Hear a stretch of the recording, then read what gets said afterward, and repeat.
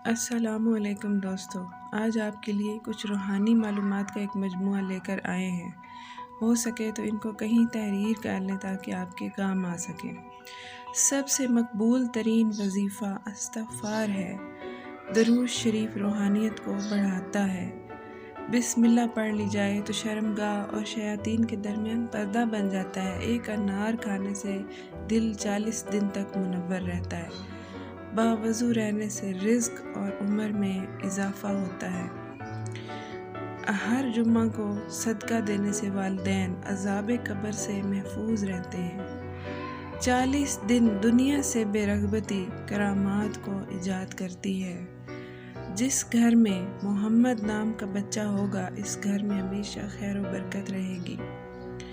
کھانے کے بعد برتنوں کو انگلیوں سے صاف کرنے سے رزق اور روزی میں اضافہ ہوتا ہے۔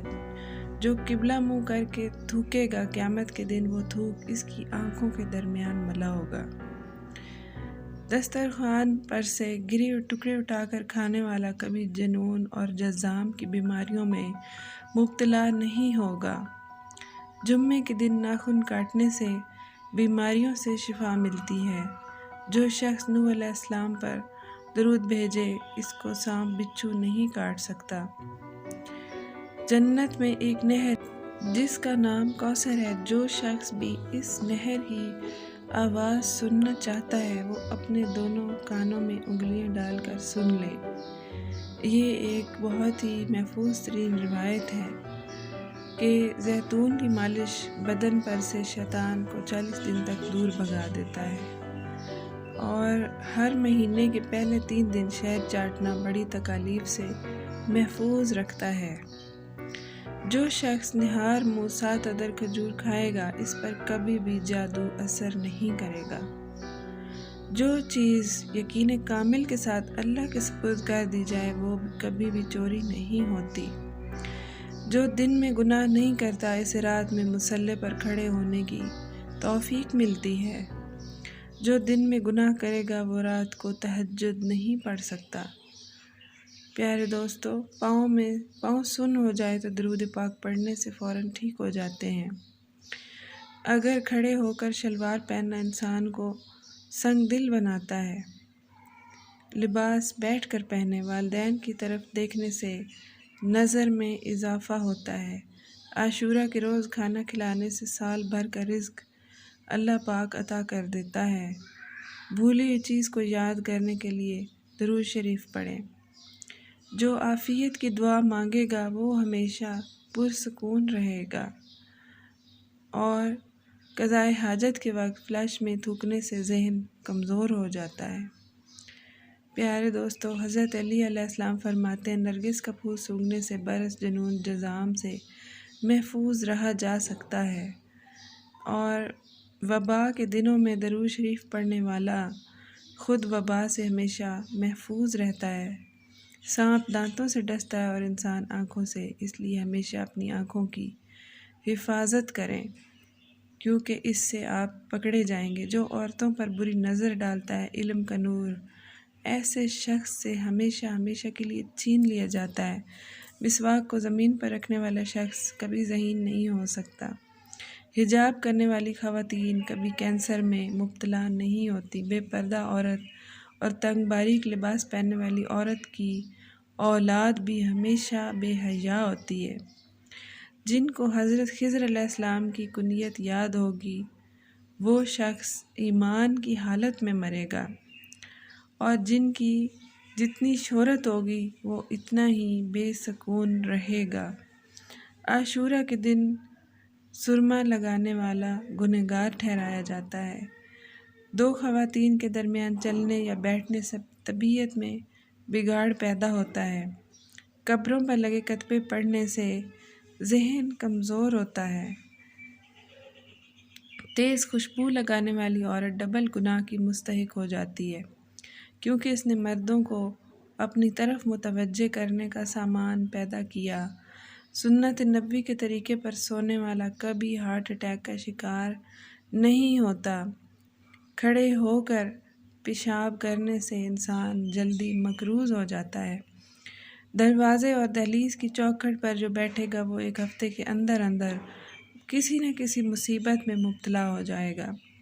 زنا ایک قرض ہے، ادائیگی ہر حال میں کرنی ہوگی اور یہ آپ کا پیچھا کرے گی۔ پیارے دوستو، بچوں کے دانتوں اور مسوڑوں پر شہد مل دیا جائے تو بچہ دانت آسانی سے نکالتا ہے اور اس کو کسی قسم کی بھی تکلیف نہیں ہوتی۔ جو کوئی سچے دل سے شہادت کی موت مانگے گا، اللہ اسے شہادت کی موت عطا کرے گا، چاہے وہ بستر پر ہی کیوں نہ ہو۔ جس گھر میں لیمو یا سفید مرغی کا، اس گھر میں جادو نہیں رہے گا۔ پیارے دوستو، جس گھر میں کھجور ہوگی، اس گھر میں کبھی کوئی بھوکا نہیں سوئے گا۔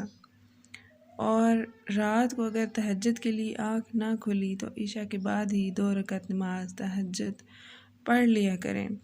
ایک وقت آئے گا کہ تہجد کے وقت خود بخود آنکھ کھلنی شروع ہو جائے گی، بس آپ دل میں دعا کرتے رہیں۔ رات کے وقت جنت کی ایک کھڑکی نظر آتی ہے جس میں سے دعا قبول ہوتی ہے اور وہ کھڑکی کھلی رہتی ہے۔ مسواک کرنے والے کو موت کے وقت کلمہ طیبہ نصیب ہوگا۔ جو شخص ہر ہچکی پر کلمہ طیبہ پڑھے گا، اسے موت کے وقت کلمہ طیبہ نصیب ہوگا۔ لہٰذا اس کا ورد کرتے رہیں۔ کسی بھی اچھی چیز کو دیکھو تو ماشاءاللہ کہو تو نظر بد سے محفوظ رہو گے۔ جو شخص قرآن پاک یاد کرنا چاہے، سب سے پہلے سورۃ یوسف یاد کرے، باقی قرآن جلدی یاد ہو جائے گا۔